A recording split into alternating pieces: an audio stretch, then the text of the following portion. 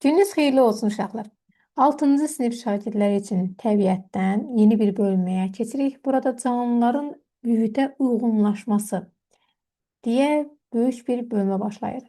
Və bu bölmədə ilk dərs uyğunlaşma nədir? Və bu haqqında sizinlə burada yerləşən həm fəaliyyət hissəsində, həm də öyrəndiklərinizi tətbiq edin hissəsindəki tapşırıqlara baxmış olacağıq. Əvvəlcə fəaliyyət 1-də bir cədvəl var və bu cədvəli sizdən doldurmağınızı istəyib, canlılar hansı mühitdə yaşayır? Deməli, cədvəl bu şəkildədir. İşin gedişi. Şəkildə bəzi yaşayış mühitləri təsvir olunub. Cədvəli dəftərinizə çəkin və şəkillərə əsasən canlıların yaşadıkları mühit və şərait haqqında məlumatları dəftərinizə yazın. Deməli, uşaqlar, gəlin burada biz şəklə diqqət edək. Şəklə diqqət etdiyimiz zaman görərik ki, birinci mühit dağ mühitidir. Bu zaman yazaraq bura dağ mühiti. Yaxınlaşdırın və yazmaq mənə rahat olsun. Dağ mühiti.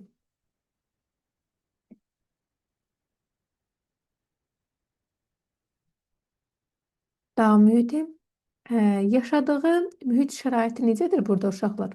Əlbəttə ki, soyuq, qayalı, soyuq, qayalı, yəni daşlı, küləkli, qayalı yer olduğuna görə bura küləkli sahədir. Küləkli. Küləkli. Və çox az bitki örtüyü var həmin qayalıq hissələrdə. Çox nadir və az bitki növləri.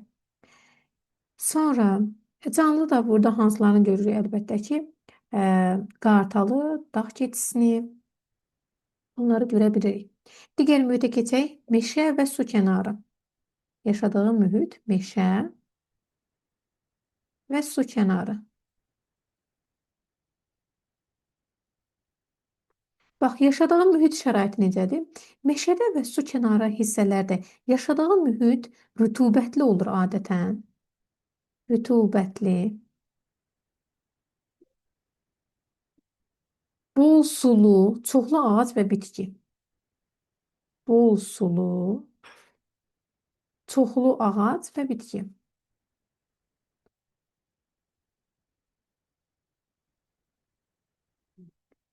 Və bitki.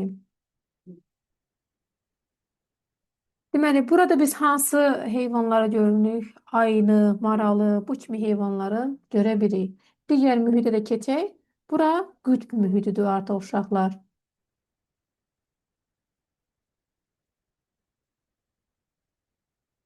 Qütb mühiti necə şəraitdədir? Soyuq, buzlu, qar örtülü. Soyuq, buzlu, qar örtülü.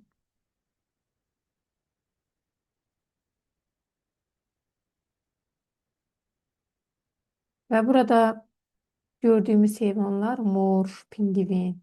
Canlıların adını buradan yaza bilərsiniz. Növbəti mühit isə səhra mühitidir.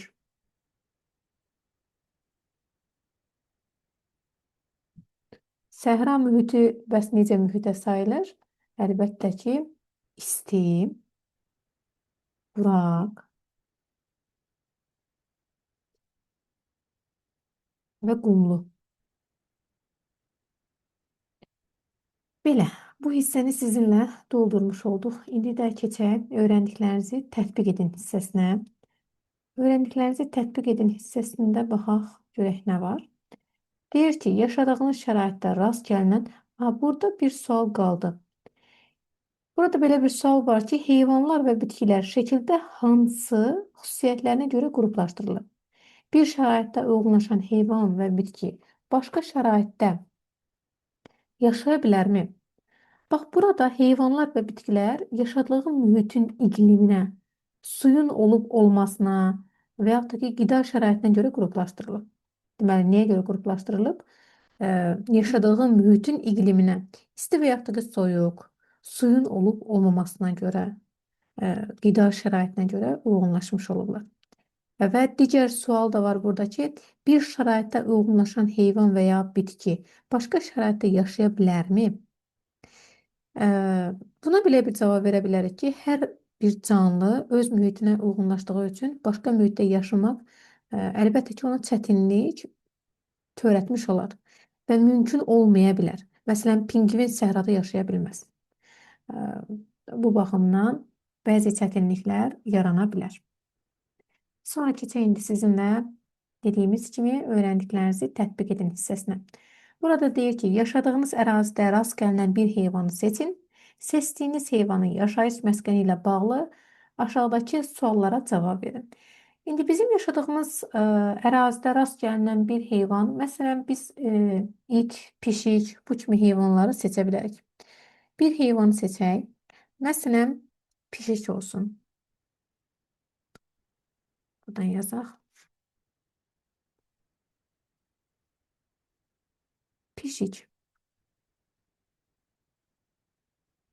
Sonra sual verir ki, bu heyvanın yaşadığı ərazinin hava şəraiti necədir? Bu heyvanın yaşadığı ərazinin hava şəraiti əlbəttə ki, mülayim iqlimdə yaşayır. Mülayim iqlimdə yaşayır. Onlar həm isti, həm də sərin havaya uyğunlaşa bilirlər. Amma çox soyuq və ya da çox isti hava onlar üçün çətin ola bilir. İkinci sual, bu heyvan nə ilə qidalanır? Əlbəttə ki, pişiklər əsasən ət, balıq, bir sıra quşlar bunlarla qidalana bilirlər. Bu heyvana yaşayış mühitinin hansı abiotik amillərinin təsiri var? Bu heyvana yaşayış mühitinin abiotik amillərinin təsiri dedikdə, məsələn, temperatur, su, hava, işıq, bunları misal göstərə bilərik. Temperatur, su, hava, işıq. Yəni bunların hər birini misal göstərə bilərik və daha sonra heyvana hansı biotik amillər təsir edir? Artıq burada biotik amillərdən söhbət gedirsə, insanlar təsir edə bilər. Çünki insanlar onları bəsləyirlər. Və yaxud ki, digər heyvanlar, məsələn, itlər, və yaxud ki, digər bir pişiklər ona təsir edə bilərlər. Qida mənbələri və bitkilər də təsir edə bilər. Deməli, biotik amillərə insanları,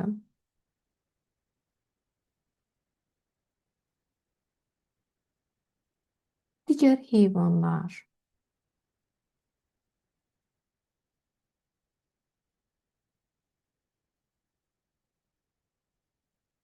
Burada yazaq, məsələn, itlər, virgül, pişiklər. Yəni, digər pişiklər. Və həmin bu pişiklərin qidalandığı heyvanlarda onların biotik amillərinə təsir edə bilər. Belə uşaqlar, sizinlə bu şəkildə öyrəndiklərinizi tətbiq edin hissəsinin tapşırıqlarına baxmış olduq. Yəni də hər zaman dediyimiz kimi, öz gələcəyinizin memarı siz özünüzsünüz. Çalışqan olun, dürüst olun, xəyallarınızdan vaz keçməyin və gerisini Allaha həvalə edin. Sağ olun uşaqlar.